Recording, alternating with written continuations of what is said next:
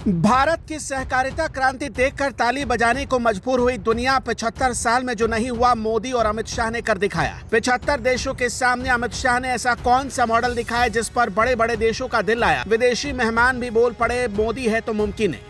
अमित शाह ने वो इतिहास कायम कर दिया जिसके लिए हिंदुस्तान को 75 साल से ज्यादा का इंतजार करना पड़ गया। साबित हो गया कि पीएम मोदी का नेतृत्व, पीएम मोदी का मार्गदर्शन और अमित शाह जैसा कर्तव्यनिष्ठ मंत्री हो तो नामुमकिन को भी मुमकिन किया जा सकता है। इस एक मॉडल ने भारत के गाँव को न सिर्फ आत्मनिर्भर बनाया बल्कि देश की ग्रामीण अर्थव्यवस्था को पंख भी लगाए हैं। सहकारिता के क्षेत्र में भारत का डंका क्यों और किस लिए बज रहा है, जरा इसे डिटेल में जानने से पहले ये जान लीजिए कि दुनिया भारत की मुरीद कैसे हो गई और क्यों हो गई। अमेरिका तारीफ कर रहा है, ब्राजील तारीफ कर रहा है, अर्जेंटीना तारीफ कर रहा है। दुनिया के शक्तिशाली देशों को भारत के सहकारिता मॉडल की तारीफ करनी ही पड़ रही है क्योंकि पहली बार किसी देश ने सहकारिता के माहौल को लचीला बनाते हुए इसे सर्कुलर इकोनॉमी से जोड़ने पर जोर दिया। इस अंतर्राष्ट्रीय सहकारिता सम्मेलन में करीब 75 देशों के 300 से ज्यादा प्रतिनिधि हिस्सा ले रहे हैं।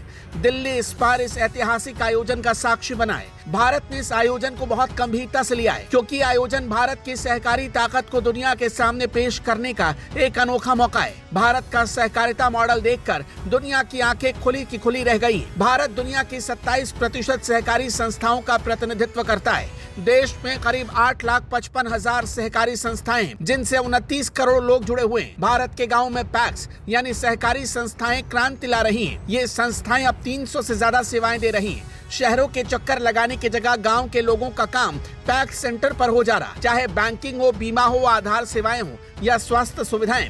पैक्स ने ग्रामीण भारत को तकनीकी और आर्थिक रूप से सशक्त बनाया है। इतना ही नहीं, अब पैक्स पेट्रोल पंप, एलपीजी वितरण और प्रधानमंत्री जन औषधि केंद्र भी चला रही है। ये ग्रामीण क्षेत्रों में रोजगार और आत्मनिर्भरता का एक नया मॉडल पेश कर रही है और ये सब हुआ नरेंद्र मोदी का मार्गदर्शन और अमित शाह जैसे मंत्री के रहते हुए। पीएम मोदी ने सौंपी कमान, अमित शाह ने दुनिया भर में कर दिया नाम। पूरी दुनिया में बज रहा है सहकारिता विभाग का डंका।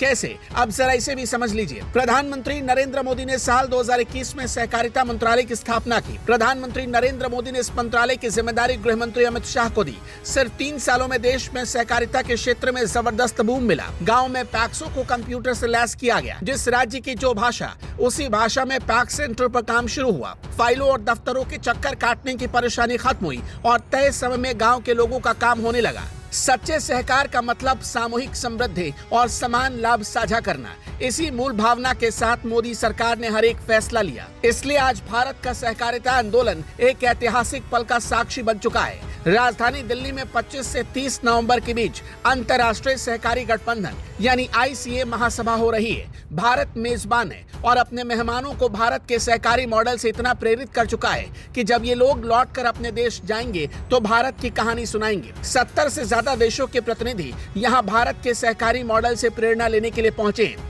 ग्लोबल कोऑपरेटिव जनरल असेंबली और कॉन्फ्रेंस 2024 पहली बार भारत में हो रहा है। मोदी जी के नेतृत्व में भाजपा सरकार बनने के बाद से समाज के पिछड़े, अति पिछड़े, गरीब और विकास की दौड़ में पीछे छूट चुके लोगों के उत्थान की दिशा में निरंतर कदम उठाए जा रहे हैं। मोदी सरकार मानती है कि ये परिवर्तन सहकारिता आंदोलन को मजबूत किए बिना नहीं हो सकता। यही वजह रही कि ये मंच केवल विचारों के आदान प्रदान तक सीमित नहीं है बल्कि सहकारिता के माध्यम से दुनिया को एक नई दिशा देने की कोशिश है। भारत की ये सहकारिता क्रांति आपको कैसी लगी, कमेंट में जरूर बताइएगा।